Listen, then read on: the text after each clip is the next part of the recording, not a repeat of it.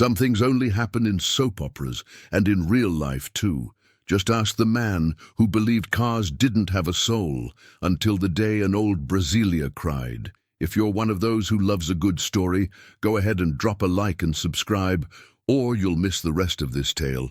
Well then, it was one of those Sunday mornings when even the wind seems tired. The sun was still stretching behind the crooked rooftops of a little town where everyone knows the baker's name, but no one knows the neighbor's pain. And that's where it all began. On a street with no sidewalks, with potholes in the asphalt and the smell of reheated coffee in the air. A man in an expensive suit, shoes that had never seen mud, and a phone glued to his ear. He parked a white Brasília in front of a tiny workshop that looked more like an annex of unfinished dreams. He got out fuming, opened the hood angrily, kicked the tire as if the car could feel pain, and shouted, "This piece of junk broke down again. It's a sentimental trash heap from my late grandma. But no one in this God-forsaken place knows how to fix it." The shop owner, a skinny old man in a torn cap with fingers darker than the bottom of a pot, just shook his head. "I told you, Mr. Vicente, I only take modern engines." But Vicente didn't want logic. He wanted magic. He wanted the past to work again. He wanted that Brasília from the year he was a boy to purr like it once did. "This thing has sentimental value, you understand?" he nearly shouted. "It was my grandma's last gift before she passed. This Brasília. It's all I have left of her." At that moment, a small, raspy, yet firm voice interrupted. "If you let me, I can fix it." Vicente slowly turned his head. He thought it was a joke, but it wasn't. There stood a boy, no older than 11. Barefoot, dusty feet, oil-stained shirt, scrawny, big-eared. But his eyes, oh, his eyes. They held the gaze of someone who'd seen life both under a car and under a dinner table with no food. "You?" Vicente asked, sarcastic. "Gonna fix it with your faith?" The boy didn't even blink. "With my 13 wrench and my ears. This car isn't broken. It's sad." Then silence fell. Heavy silence.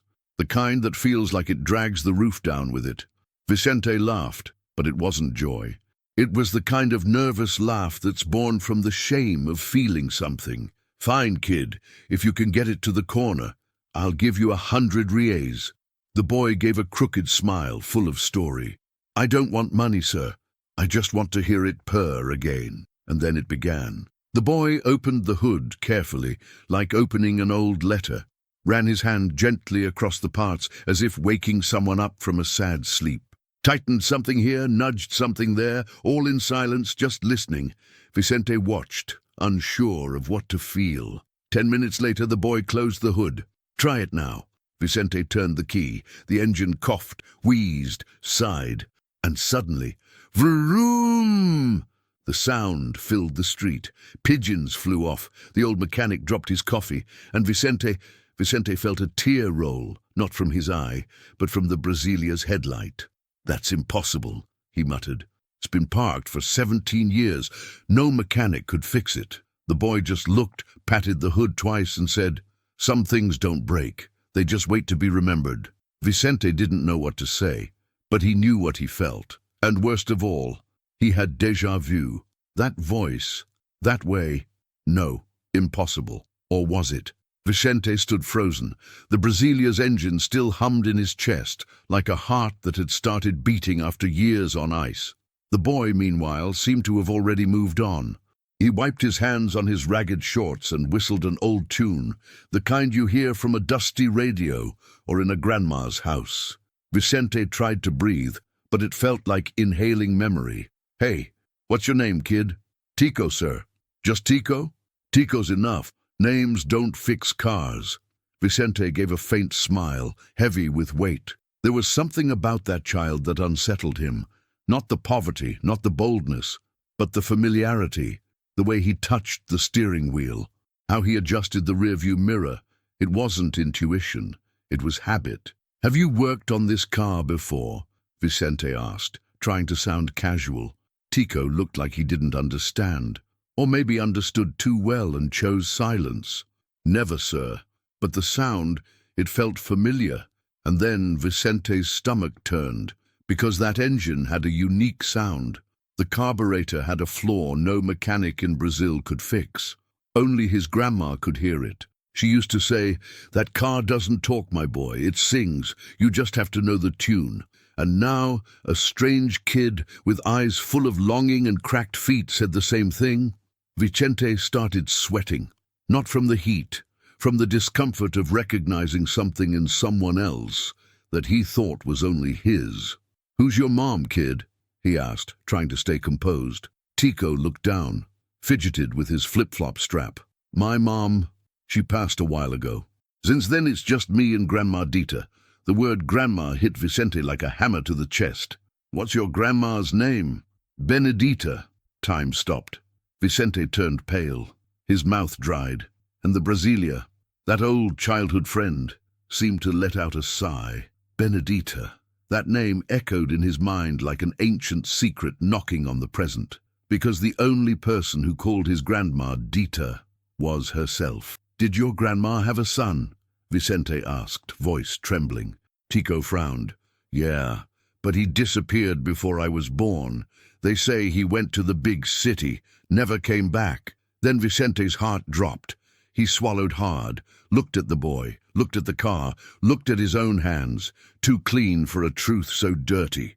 His head spun. Memories came like a flood. The day he left home after a fight with his grandma.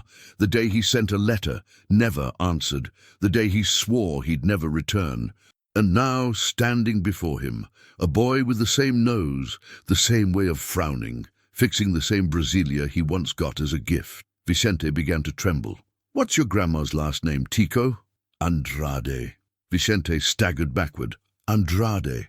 That was his last name. He didn't want to believe it, but everything inside him already screamed the opposite. The boy who fixed the Brasília might be his own grandson. "Oh, ChatGPT, dis..." Vicente stood still, like a poorly sculpted statue, trying to understand how time could take such a long detour only to arrive at the same point. The boy in front of him, now whistling and cleaning grease from his nails with an old nail, was the living proof of a past he thought he had buried, or at least hoped he had. He blinked rapidly as if trying to wake up, but it wasn't a dream. It was a reunion. Tico glanced sideways, noticing the man's strange demeanor. "You okay, sir?" Yeah, I'm fine." Vicente lied with a voice raspier than the truth. "Just felt something in my chest." "Something," he said. But the real name was guilt, because when we run from pain, it finds a new address and shows up disguised. And there, in that tiny workshop, it had the face of a child. Vicente tried to change the subject, but it was too late. "Your grandma, Benedita. Where does she live?" "Up at the top of Campestre Hill. A blue house with yellow window frames. You probably don't know it. It's far from downtown." He knew it, more than he wished he did. That house was the same one where he'd spent his childhood, where he used to play with toy cars, where his grandma's rice tasted like hugs, where both screams and silence left scars. It was also where he, Vicente Andrade, slammed the door at age 17, swearing he'd never return. "And is she well?" he asked carefully. Tico lowered his eyes. The response took time. "She's been kinda weak, coughs a lot. Sometimes forgets the name of things, but every night she still says, 'God bless you, my grandson,' before bed." Vicente felt the ground vanish under his feet. What did he just say? My grandson? And does she talk about her son? Yeah, like someone praying. Every day she lights a little white candle and says, "God protect my Vicente, wherever he is." The tear Vicente had been holding in finally fell. It stained his expensive shirt and dropped like a verdict. He tried to hide it, but his soul was already exposed. "Do you know why he left?" Tico shrugged. "She says it was a fight, but never told me much. Though, deep down, I think she blames herself." Vicente felt a punch in the stomach. He had spent his whole life blaming her, but now, looking at that scrawny kid, who never asked for anything and still carried so much, maybe the blame lay with the one who never had the courage to come back. The silence returned, but this time it was different. Not awkward. It was an invitation to look into the mirror of time and face his own cowardice. Tico, did you know this Brasília belonged to your great-grandma? I figured. Smells like an old house. And did you know the one who received it was me? Tico's eyes widened. You? So, that means you're... Vicente didn't answer with words. He just opened his wallet, took out an old photo, its edges frayed, smelling of closet and memory. It was him, aged 10, sitting on Donna Benedita's lap, holding the keys to the Brasília. Tico took the photo in his greasy hands, looked at it, compared the faces, and said nothing. He didn't have to. His eyes were already filled with tears. But it was the good kind, the kind that cleans the soul. Vicente couldn't hold it either. He knelt down, looked into the boy's eyes and said, "Forgive me, son. Forgive me for never coming back, for leaving you, for leaving her." Tico didn't respond right away. But after a moment he murmured, "I always knew God would fix the Brasília, just so he could fix us too." And there, on that workshop floor, among nuts, bolts, and a motor that sang again, two broken hearts began to beat in harmony. Continue. Oh, ChatGPT DC. The next day, Vicente woke up before sunrise. It wasn't insomnia. It was a vigil. Those hours between night and day felt longer than his entire childhood. He had slept in a roadside motel, but the pillow was full of invisible thorns. The smell of the Brasília still clung to him, the boy's eyes, the voice of his own guilt whispering forgiveness. It felt like every memory had returned to collect a lifetime's worth of debt, and over a tasteless breakfast he made a decision. I'm going up that hill. No suit, no fancy shoes, no chauffeur, just him in a white t-shirt with his heart in hand. The car was still the Brasília. Now running, it looked almost new, but the steering wheel trembled, as if it knew it was going home. The climb up Campestre Hill was brutal. Loose stones, the scent of wet grass, houses stacked like unspoken secrets. But the hardest part wasn't the road. It was the fear. Fear of finding his grandma alive, and even more, fear of finding her silent. Silent with forgiveness, silent with emotion, silent with fading memory. He drove slowly, like someone walking toward judgment. When he parked the Brasília in front of the blue house with yellow windows, the world seemed to pause. The rusty iron gate, wilted flowers in a clay pot, a sign hanging by wire that said, "Welcome." Everything said time had passed, but something had endured. Vicente took a deep breath. That's when the door opened. There she was, Donna Benedita. Smaller than he remembered, hair now entirely white, skin mapped by time. But the eyes, oh, the eyes, they were still searching. "Can I help you?" she asked, her voice weak but firm. Vicente couldn't answer. He stood there, mouth dry, heart racing. She squinted. "Sir, are you all right?" He tried to speak. "Grandma." The word came out rough, caught in his throat, as if it had never been spoken, or had been forgotten. Donna Benedita's eyes widened. "What did you say?" "Grandma, it's me, Vicente." She brought her hand to her mouth, shook, took 2 steps back. "No, it can't be." He stepped inside slowly. The house still smelled the same. Soap, dusted memories, and stale coffee. In the corner of the room, a shelf, and on top of it, a white candle still burning. Next to it, a small wooden box. Vicente looked. He recognized it. It was her letterbox. He opened it, and there they were, 3 letters, written by him, never answered, never torn, never forgotten. He picked one, recognized the handwriting. "Grandma, forgive me. I miss your rice, your smell, your blessing. I want to come back, but I don't know if there's still a place for me there." Vicente broke down, collapsed to his knees on the living room floor, and cried like a man tired of running, like a grandson who wanted to be a boy again. Donna Benedita came closer, with slow steps, with trembling hands. She rested her palm on his head, just like she did when he was little. "Bless me, Grandma," he whispered through sobs. She smiled, closed her eyes, and replied, "God bless you, my son. Took you long enough, but you came home." In that moment, time untied its knot. And in the back of the room, the old wall clock started ticking again. That's when the doorbell rang. Vicente was still on his knees, his head in his grandmother's lap, when the rusty doorbell gave its familiar, scratchy ring. Donna Benedita stood slowly, never letting go of her grandson's hand. Outside, the sharp voice of a neighbor was already intruding. "Dita, everything all right in there?" I heard crying woman. She opened the door with the serenity of someone who carries time on her shoulders and answered, "It's all fine, Zephyr. Just the past coming home." Zephyr, one of those neighbors who knows everyone's life before they do, widened her eyes when she saw Vicente. "Wait, that man, that's Vicente." "Yes, he's back," Benedita said, voice thick with emotion. "But didn't he die?" The question came out dry, as if it were natural, as if vanishing for 20 years meant death. And maybe, in a way, he had. Vicente stood slowly. His eyes met Zephyr's, and in that moment there was a truth no gossip could escape. Zephyr went silent, swallowed hard, and simply said, "Welcome, again." The news spread faster than a market rumor. By lunchtime, half the street knew Donna Dita's grandson came back. The boy who left and never wrote. He's older now, but it's him. They say he got rich in the big city.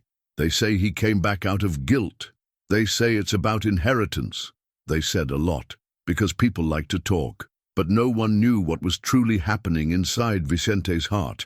Inside the blue house, things began to shift. The living room that once smelled of loneliness now smelled of presence. The wall clock ticked with more purpose, and Donna Benedita smiled more than she coughed. That day, Vicente had rice, beans, and fried egg for lunch, and said it was the best meal he'd had in years. Tico came to the table, dirty from the street, and happy in the way only a child can be. "Are you leaving today?" he asked, a bit shy. Vicente looked at him, and for the first time in a long time, he answered without hesitation, "No. Not today, not tomorrow, not any time soon." Tico's smile was wide enough to hold the entire neighborhood. "The Brasilia's still outside. If you want, we can change the oil later." Vicente laughed. "I'd love that, but on one condition." "What?" "You teach me. Seems like you know her better than I do." Tico shrugged proudly. "It's 'cause I listen to the engine. With my heart." Vicente swallowed hard. Because in that single phrase there was more wisdom than in all the business books he'd read, more truth than in all the contracts he'd signed, more life than in all the years he spent away. Continue. "Oh, ChatGPT dis." Later that evening, as the sun dipped behind the hills, Vicente stepped out onto the porch of the blue house and simply watched the neighborhood. Kids chased a half-flat soccer ball. Neighbors shouted window to window. Some old radio in a garage played vintage sertanejo. Then a voice cut through the dusk. "Vicente, is that really you?" It came from the corner. An old man with a cane and a toothy grin hobbled down the street. "It's me, Mr. Noé. Man, the whole town thought you were dead. They even had a memorial mass at the bar." Vicente chuckled, but it was a tight, pained laugh. "Yeah. Sometimes we die without ever being buried, huh?" Mr. Noé tapped his cane on the ground. "And sometimes God brings us back without warning anyone." Silence. That sentence lingered in the air, and Vicente understood that coming back was just the beginning. Now he'd have to prove to everyone, including himself, that it was still possible to build a new present with the broken pieces of the past. That night, the sky seemed to whisper something. The moon peeked shyly through the clouds, and the wind danced on the windows like a lullaby from the days of oil lamps. Vicente sat on the porch of the blue house, staring into the dark like someone searching for answers in the void. Tico slept in his room, curled under a faded Pikachu blanket. And Elisa, she approached slowly, dragging her cloth slippers, holding something in her hands. It was a yellowed envelope, a little crumpled, with his name written by hand. Vicente. She stopped in front of him, took a deep breath, and spoke softly, her voice trembling. "I wrote this letter the year you left. I never had the courage to send it." "Why?" he asked, as if the question came from the boy he once was. Because I thought you were too angry to read it. And later, I was afraid you wouldn't reply. Vicente held the envelope, as if holding someone else's heart. Can I? She nodded silently. He opened it. The letter was simple, but every line weighed more than the suitcases he had packed the night he ran away. Son, if you're reading this, it means you decided to hear what I could never say while looking into your eyes. I made mistakes, trying to get things right. I was tough, stubborn, and a mother who only learned through pain. When you left, I cried in secret for months, pretended I was fine, but I slept hugging your shirt. There were days I cursed you, days I cursed myself. But every day, son, every single day, I lit a candle and whispered, "Come home, my boy. That's all. Just come back. The Brasília is still here, your room too, and my heart. It never left the place where you left it." Vicente couldn't finish. The ink was already smudged. She had clearly cried over that paper. And now he too soaked it with new tears. "I blamed you for years, Grandma," he said, choked up. "But the truth is, I just didn't know how to forgive myself." Donna Benedita sat beside him. She held his hand, now that of a grown man, yet still trembling like a scared child's. "When you left, it felt like my soul left too, and I thought it was too late. It's never too late to start again, my son. Even after all I did." She looked him in the eyes and answered with conviction, "God doesn't count your stumbles. He just wants to know if you've still got strength to get back up." Silence. Far down the street, a dog barked. Then Vicente felt the urge to share something he'd never told anyone. "Grandma, the only time I cried in the big city was the day I heard an old lady humming your favorite song, Tico Tico no Fubá. I remember that. Your grandfather used to play it on the cavaquinho. Yeah, when I heard it, I broke down. I was in my fancy car outside a posh restaurant, and I wept like a child, and I promised myself that if I ever heard that song again, I'd come back home. So why didn't you come sooner?" Vicente looked up at the sky. "Because we get used to running away, and think real courage is never looking back.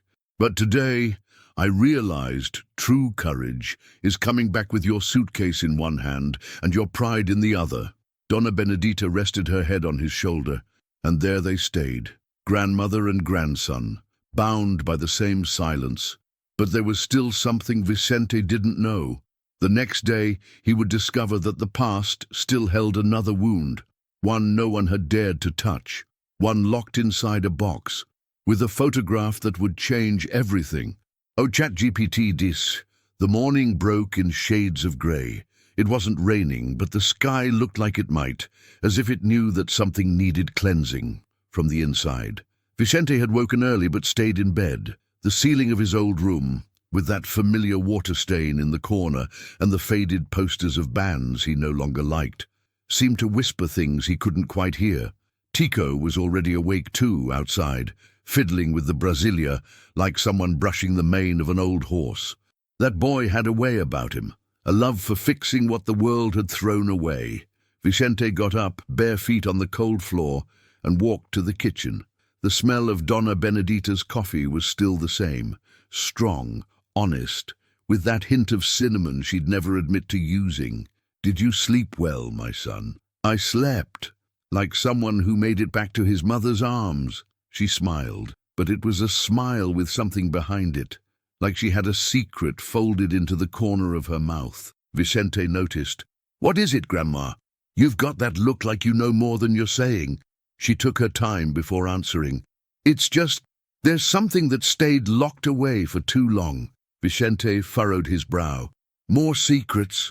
"It's not a secret, it's pain.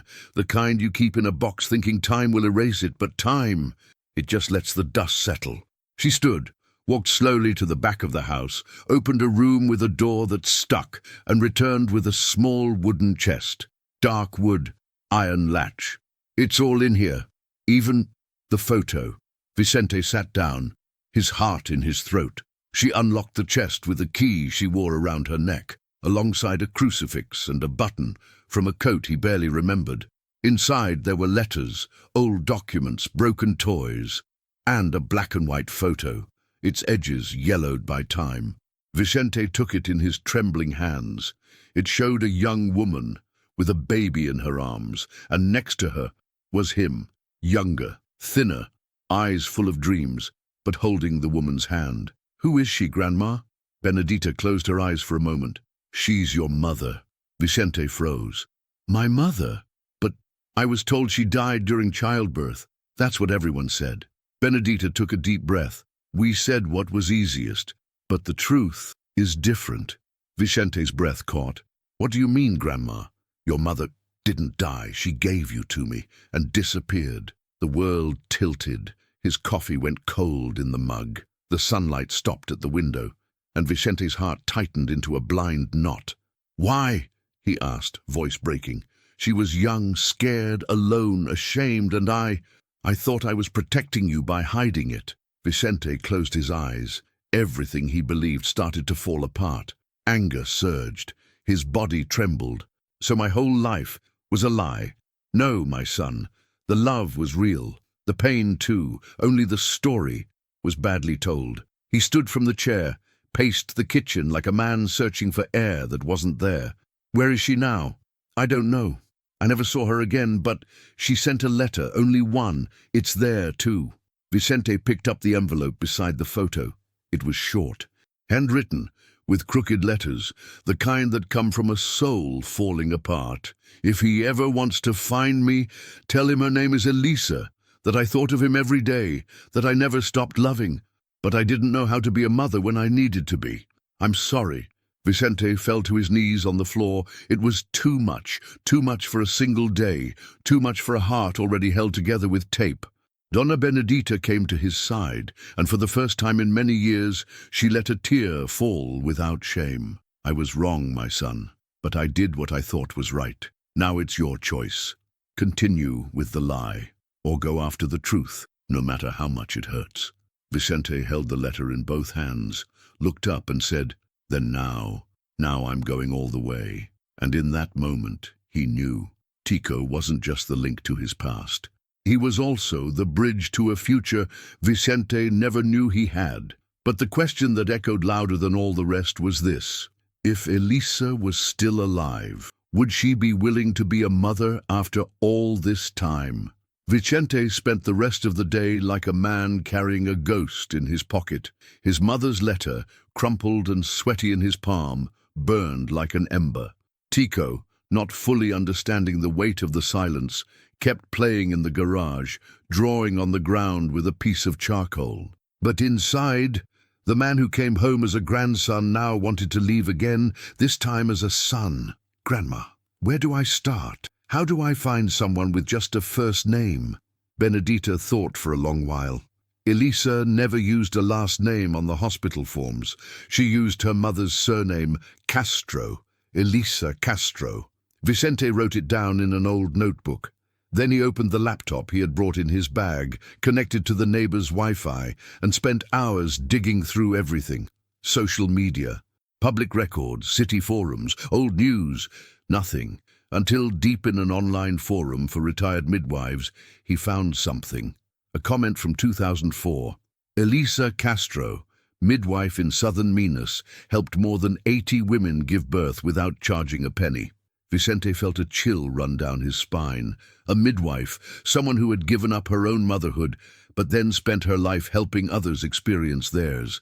He wrote down the town's name, São Jacinto das Pedras, 5 hours away.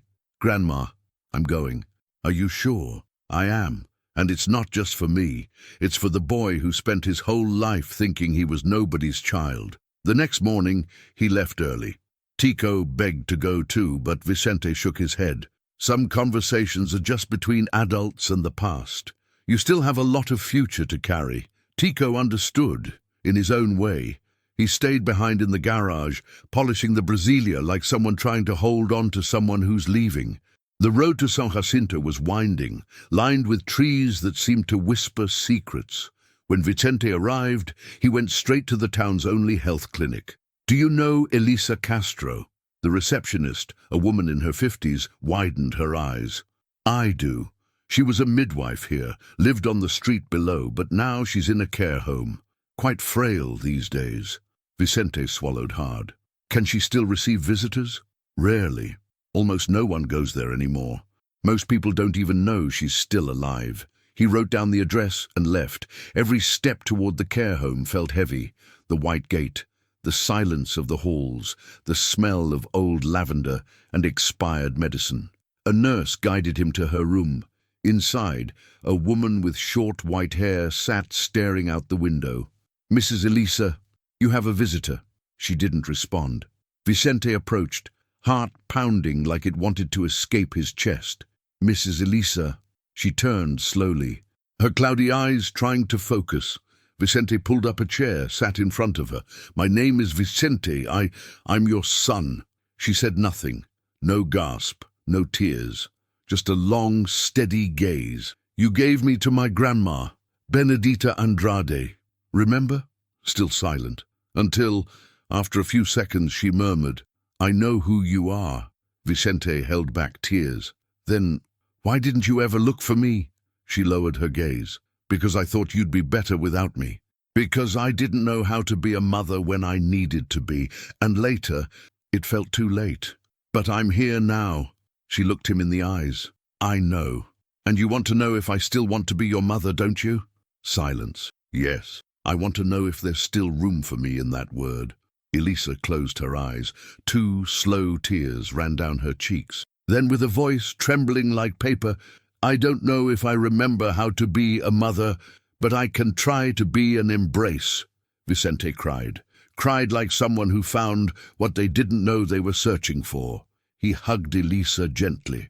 She was fragile, like a dry leaf. He trembled like a branch in the wind. And in that moment, time didn't matter. The lost years turned to dust. Only the now remained. At the door, the nurse watched quietly. Later, she would tell her colleagues, "Today, Elisa spoke more than she has in 5 years. Today," she smiled.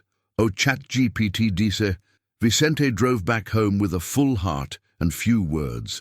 The road seemed shorter now, maybe because, for the first time in decades, he wasn't carrying doubt, only hope.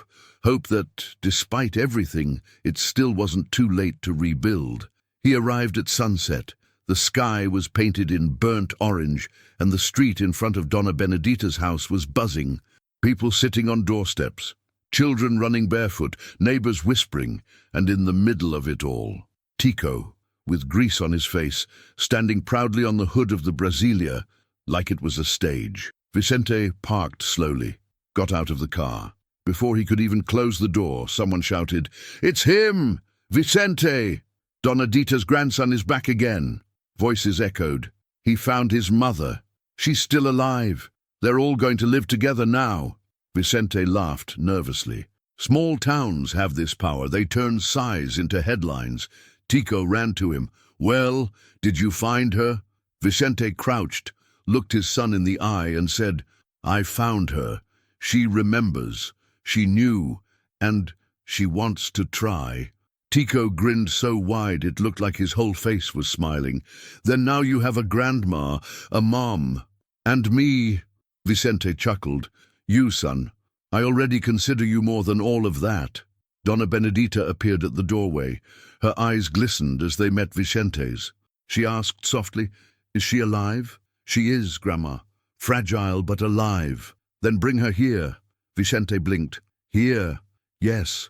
This house has held silence long enough. It's time it became a place of reunion." 2 days later, Vicente returned to the care home, his heart beating like it was dancing in the dark. Elisa wore a light dress, her hair combed, eyes moist with anticipation.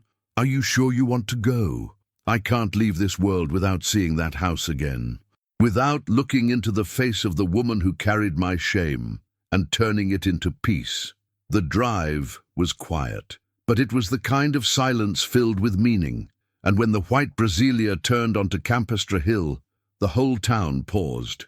Zephyr cried from her window. Mr. Noé removed his hat. Even the neighborhood dogs went quiet. It was as if everyone knew that Brasília carried more than people. It carried forgiveness. Vicente stepped out first. then offered his hand to Elisa, who stepped down carefully. But when she saw Benedita standing in the doorway, firm, arms open, her knees no longer wavered, they looked at each other. 40 years of silence fit into 3 seconds of eye contact. And then Elisa cried. Benedita cried too, and they embraced. No words, no blame, no past, just a hug that said, "We didn't know how, but somehow we loved." The neighbors wept. Tico clapped. Even the church bell rang louder. Vicente, standing on the sidewalk, watched it all like a man witnessing a miracle with his own eyes. Mr. Noé came over. "I've never seen this before." The whole town came down just to witness a hug. Vicente took a deep breath. That's because some hugs heal more than hospitals. Some hugs bring people back to life. And that day, on that sidewalkless street, with the scent of childhood and the sound of redemption, the blue house with yellow windows stopped being a museum of grief and became a home of new beginnings. Oh, ChatGPT Disa, that Saturday morning, the sunlight hit the blue house differently. It wasn't just brightness. It was blessing, the kind of light that seems to whisper, "Today's going to be a beautiful day, even if it hurts." The street no longer whispered gossip. Now it watched quietly, as if in reverence for something it didn't fully understand. Inside, Donna Benedita made coffee. Vicente washed the dishes, wearing her floral apron that barely fit. And Elisa sat on the porch, gently combing Tico's hair. In a gesture so simple yet so full of meaning, it made time pause. "You remind me of someone, you know," she said with a smile. "Yeah, who?" Tico asked, curious. "A boy I let go once, but who came back to me, with a new name, a new face, but the same heart." Tico didn't quite understand, but he felt the warmth, and he smiled with his eyes. Vicente watched from a distance. The lump in his throat was constant. But now it was the kind of knot that holds the soul in place, so it doesn't get lost again. After breakfast, the 3 of them went to the backyard. There, among dry plants and buried memories, Elisa gathered her courage. "I want to apologize to you too, Benedita." The matriarch raised her gaze slowly. "For what?" "For leaving you with everything, with a baby in your arms, with the fear, with the guilt, and for running away like someone who wasn't strong enough to be a mother." Benedita stepped closer, grasped Elisa's hand with strength. "We did what we could, Elisa, clumsily but with love. And you know, if you'd stayed, maybe he wouldn't be the man he is today. But he wouldn't have suffered so much either. Pain shapes us, my dear. It was our teacher. But now, it's time to learn from peace." They embraced, and in that touch, they sealed a pact with life. No more guilt, only care. Tico watched silently. Then Elisa knelt in front of him. She held his small, oil-stained hands. "Do you know what you've done, Tico? I fixed the Brasília." She laughed, with a tear running down her cheek. "No, you fixed so much more.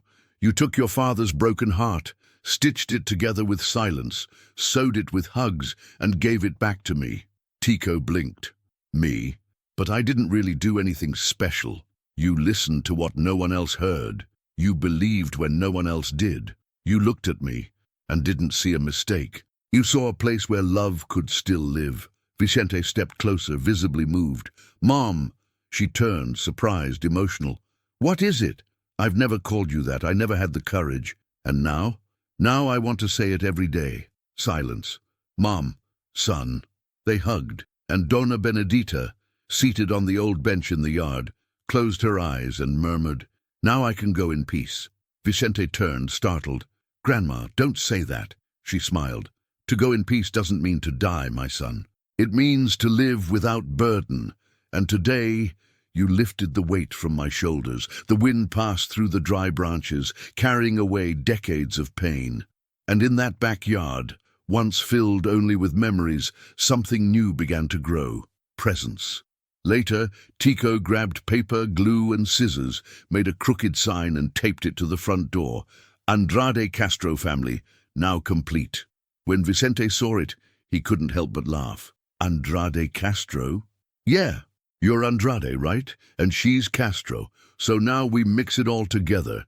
Vicente looked up at the sky. "This kid is going far." But Elisa responded sweetly, "No, he's staying, because now he has a place to come home to." And that night, when the lights of the blue house turned off, the whole neighborhood slept in peace. But no one knew that the following week an unexpected proposal would fall into Vicente's hands, a project that would unite his past, present, and change countless forgotten lives. 3 days later, Vicente sat on the sidewalk in front of the blue house, sipping coffee from a requesón glass and chatting idly with Mr. Noe. The sky was clear, the sun gentle on his face, and the trees swayed in that slow, familiar rhythm that only small towns know. "You've changed, Vicente. Even got a sunburn now?" "Yeah, the suit's in the drawer. Now I wear clothes washed in Saudade. And the Brasília looks brand new. That's Tico. That boy's got angel hands and a saint's ear." Mr. Noe chuckled and took a gulp of his bitter-as-life coffee. That's when the envelope arrived. A delivery guy from the big city with a mirrored helmet handed it straight to Vicente. "Are you Mr. Vicente Andrade?" "That's me." On the envelope, a logo. "Andrade Developments, Mirante do Centro Project." Vicente's eyes widened. It was from his company, the life he had left on pause. He opened it carefully. Inside was the report for their latest venture, a luxury high-rise, on the very land where his mother had grown up, the same hill where Benedita now lived, where Tico and other kids played, ran, and simply got to be children. His heart tightened. The proposal read, "Demolition of abandoned areas. Construction of 40 high-end apartments, panoramic views, gourmet space, 24/7 security." But on that pristine white page, all Vicente could see were Tico's smudged cheeks, the toothy smiles of the Hills kids, the tear clinging to his grandma's eye. He picked up his phone, dialed his partner. "Vicente, we're ready to close the São Tomé land deal. We just need your signature." "It's off." "What? You've lost your mind?" "Yeah, I've gone mad for doing the right thing." "You're throwing away a fortune." Vicente exhaled. "Money buys pretty views, but it can't buy what I've seen here." And he hung up. That same afternoon, he gathered Tico, Benedita, Elisa, and a few neighbors in the backyard. He pulled out a whiteboard and wrote, "Tico Foundation for Workshops of Hope." Silence. Tico furrowed his brow. "Workshop of what?" "Hope. We'll take that old shed on the hill and turn it into a space to teach what you know.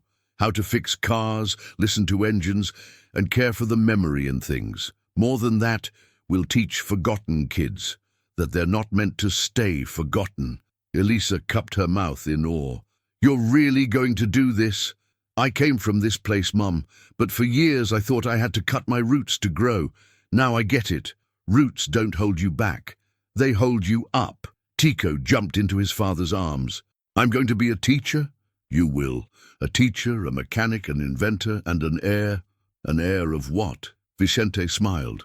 "Of a story no one can ever take from us." By late afternoon, the whole neighborhood was pitching in. Some carried bricks, others donated paint. Mr. Noe brought his old tools. Zephyr showed up with cornbread. Even Benedita grabbed a paint roller and helped with a wall. Elisa organized the educational side. She turned one room into a reading space. Stacked books on old tables. Spread pillows across the floor. "This is where they'll learn to dream," she said. And when the sun set and the sky sparkled with stars, Vicente wrote on the shed's wall, "We fix more than cars here.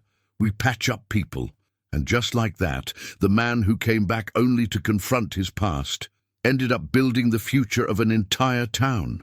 The sky, which seemed ready to celebrate, decided to cry instead. But it wasn't a storm, just a gentle drizzle, the kind that washes more inside than out. Still, no one left.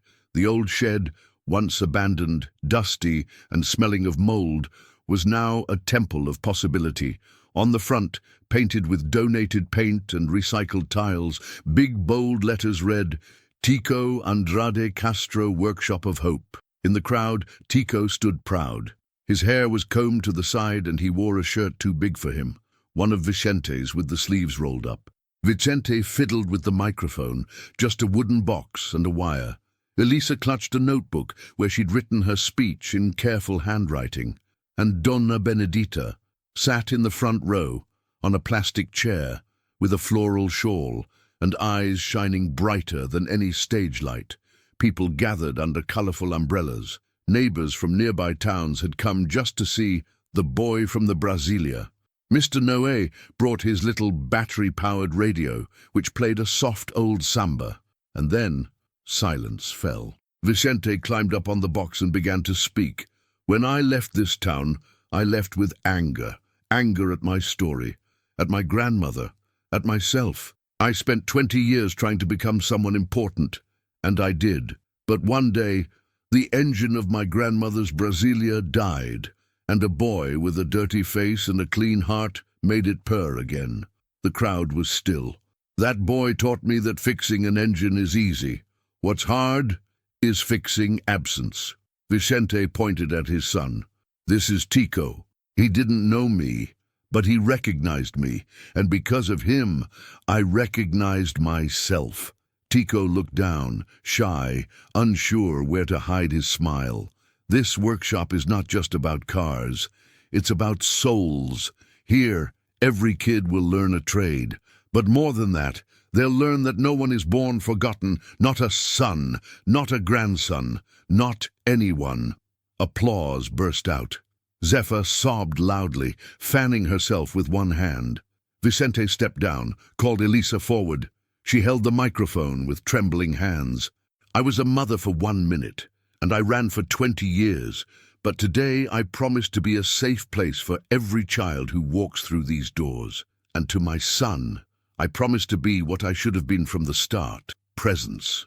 More applause. Then Donna Benedita stood. With difficulty but with dignity, she looked at the crowd, then lifted her gaze to the sky. God let me live this long, to see what he can do when we put down our pride and choose love. The rain picked up, but no one moved. On the contrary, kids started playing barefoot in the mud, laughing like the world had finally made sense again. Tico joined them.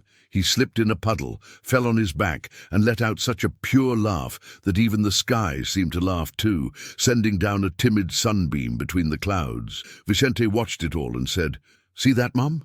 I see. That's why I gave everything up." "And what did you get in return?" Vicente's voice trembled. "Everything that money can't buy. Family, story, and faith in what comes next." That evening, the workshop officially opened. The first students enrolled. The smell of grease mixed with popcorn and cornbread. On the walls, drawings by the kids showed cars, hearts, and a white Brasília with a smiling boy inside. The last scene of the day was Vicente, kneeling on the shop floor, a wrench in one hand and Tico's hand in the other. He looked at his son and asked, "Promise me you'll never stop listening to the sound of hearts that need fixing." Tico nodded. "I promise, Dad." And Vicente added, "Then you'll become more than I ever dreamed of being." And there, among car parts and soul parts, was born not just a new future, but a promise that no child would grow up again thinking they weren't worth anything. Oh, ChatGPT Dees. The Blue House slept peacefully that night, or almost, around 3 a.m. Vicente was jolted awake by an unfamiliar silence. Not a scream, not thunder, just a stillness too deep to be normal. He jumped from bed, heart pounding. Elisa was asleep in the next room. Tico, sprawled out in bed, lay tangled in his blanket, a toy car wedged under one knee. But when Vicente passed by Benedita's room, his breath caught. "Grandma?" She sat at the edge of the bed, pale, sweating, her breathing short, uneven. "Help me," she whispered, her voice a candle burning out. Vicente rushed to her, grabbed her hand. It was ice cold. "Mom, Tico, wake up, get the car keys!" The house burst into quiet chaos. Elisa trembled as she draped a blanket over Benedita's shoulders. Tico, crying and panicked, ran in circles, clutching the Brasília's keys. "I'll drive. I can do it." Vicente hugged him tightly. "No, son. You stay and take care of her when she comes back. It's my turn to protect her now." They raced to the town hospital, everything blurred. Paperwork. Running doctors, machines beeping, a room too cold for someone who'd warmed so many hearts. Vicente paced outside. Elisa sat with her hands clutched in prayer. Tico curled up in her lap, eyes swollen and silent. Is she going to die, Dad? Vicente crouched down, looked into his son's eyes. I don't know, but if she does, she'll leave, knowing everything she planted, finally bloomed. Hours passed, centuries, it felt like, until a doctor came out. She had a severe episode. Her age, weak lungs, emotional stress, but we stabilized her, for now. Vicente exhaled like he'd been underwater. His legs wobbled. Can I see her? One at a time, quickly. He stepped into the white room, smelling of antiseptic and loneliness. There she was, eyes shut, lips parted, floating somewhere between two worlds. He took her hand and whispered, Grandma, don't do this. You still have so much to teach us. She opened her eyes slowly. What's that noise? Sounds like an engine sputtering. Vicente laughed through tears. It's your heart, trying to start back up. She squeezed his hand. I saw your grandpa, you know, standing at the door, holding his old accordion. Vicente swallowed hard. And what did he say? He said, stay a bit longer. They still need you. And what did you say? I said I'd stay, just long enough, to see Tico teach someone to fix their first car.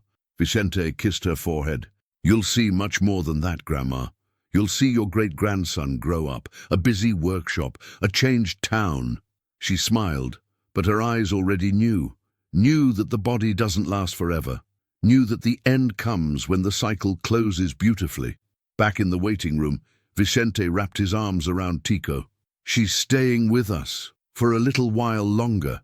Tico let out the breath he'd been holding. She promised. She did. That night the blue house slept again. But this time, everyone inside understood something vital. Life is a fragile engine. It needs constant tuning, and sometimes it only needs someone who knows how to listen. The next day, Vicente gathered the kids in the workshop. Children from poor neighborhoods, boys and girls who had never held a wrench, kids the city once labeled lost. He stood before them and said, from today on, this workshop has a new name. It's called Workshop Donna Benedita, a place where what was lost starts working again. They applauded. Some cried. And in that garage that now echoed with hope, Vicente taught the hardest lesson of all. Not every engine can be saved, but every heart deserves a second chance. Oh, ChatGPT Dis, it happened on a Tuesday, one of those days that start too normal. Soft sunlight, strong coffee, the radio playing old country songs. Vicente was finishing up a wheel-bearing lesson on a 97 Gull with a group of students when the phone rang. It was the hospital. A firm but gentle voice. Mr. Vicente, it's about Donna Benedita. The world froze. Is she okay? Silence. We did everything we could, but she's gone. Vicente didn't respond. He didn't cry, he didn't scream. He just lowered his head and stood there, hands still greasy with oil, heart clean of guilt but heavy with longing. He walked to the workshop, clapped twice. Every kid stopped. No classes today. Today. We paused to say thank you. Tico understood immediately. No words were needed. Vicente nodded. Tico ran to him and wrapped his arms around his father. We lost her, Vicente whispered. No, son, we gave her back. The funeral was simple, just the way she would have wanted. A plain wooden coffin, flowers from her own yard, a single white candle, just like the ones she used to light for Vicente every night. Elisa gently placed a rosary between her mother-in-law's fingers. Tico drew a heart with a gear in the center and taped it to the coffin glass. That's what she was, right? A heart that made everything work. The whole town came. People who hadn't seen her in years. People who never met her but had heard of her. People who didn't even know why they were crying, but cried anyway. At the gravesite, Vicente didn't speak much, but each word healed and ached all at once. My grandma wasn't perfect. She was stubborn, strict and tough as nails, but everything I am bears her fingerprints. She held me when my mother couldn't. She raised me when I didn't know I was being raised, and she waited for me longer than any heart should have to wait. Today she doesn't die. She becomes our foundation, and if this workshop ever collapses, let it be from breaking down its walls, because her love will always be our roof." Tico let go of the white balloon he was holding. Attached to it was a note. "Thank you for fixing me without even knowing you did." The balloon rose higher and higher, and just as it touched the sky, a sunbeam broke through the clouds. Someone whispered, "Look, she made it." In the days that followed, the blue house grew quiet, but it was a peaceful quiet, the kind that comes when you finish writing a letter, sign your name, and know you said it all. Vicente didn't lock himself in grief, quite the opposite. Now, more than ever, this workshop must keep turning. And it did. The course list doubled. New tools arrived. The students began mentoring newcomers. Tico became a role model. One afternoon, a journalist from a major magazine visited. He took photos, asked questions, filmed videos, and finally asked Vicente, "What makes this workshop so special?" Vicente paused, looked at his oil-stained hands, then at the photo on the wall, Benedita smiling beside her Brasília, and said, "We don't just fix engines here. We teach people to believe that the past isn't a prison. It's a road, and every road leads somewhere, if you have the courage to turn around and fix what broke." The reporter wrote it down, "Move," and in the magazine he closed the article with, "There's a place in the countryside where orphans find names, engines find their voice, and hearts find a workshop." That same day, Vicente climbed the roof of the blue house. He finally replaced the broken tile his grandma had always said she'd fix. "I got it now, Grandma." And as he climbed down, a warm breeze brushed his face. It was like she had whispered, "I know, my boy, I know." Time passed, but it didn't rush. It walked slowly, as if honoring every story ever told on that dusty patch of ground. The blue house still stood. So did the workshop, and the Brasília. The white Brasília became a monument with a heartbeat. She no longer drove, but remained parked at the entrance of the foundation. A symbol, a memory, a miracle on wheels. A small wooden sign hung from her rearview mirror. This is where it all began. Vicente stayed too, grayer now, calmer. His gaze no longer searching, but protecting. Elisa taught sewing and literacy to single mothers. She taught with the same love she once didn't know how to give, and now offered in overflowing doses without apology. And Tico became a symbol. The kind of kid people pointed to with pride. There he goes, Vicente's son, Benedita's grandson, the boy who listens to engines like they're singing. But the most beautiful part, he never lost his simplicity. One day, someone asked him, "So, Tico, you thinking about college? Gonna be an engineer?" He smiled wide and replied, "Maybe, but only if I can keep fixing the things no one looks at anymore. People, memories, and old cars." Vicente overheard from afar, pretended not to get emotional, but that night he wrote in his journal, "My father was never there. My mother took too long to be. My grandmother was everything. And my son is more than I could ever deserve." And life continued. Not perfect, but patched up with love. A love that spilled out into nameless children, voiceless neighbors, and young people who once only knew rejection. There, in that small town, on top of a forgotten hill, in a shed where no one had seen a future, hope began to roar again. And if one day you pass by on a random afternoon, you'll hear the sound of engines, sure. You'll see wheels spinning, grease on the floor, laughter at the door. But if you look closely, you'll realize what's really turning is the world, starting over. Because some kids are born invisible, but they weren't born to stay hidden. Some grow up thinking they're nothing, but when someone listens to what they carry inside, they become a workshop of faith, of new beginnings, of soul repair. And this was the story of the poor boy who fixed a millionaire's Brasília and ended up fixing an entire family. So, what did you think of this story, huh? Drop a comment down below. Give it a like to support the channel, And don't forget to subscribe so you don't miss more stories like this one. Until next time, from your Vovo Rico.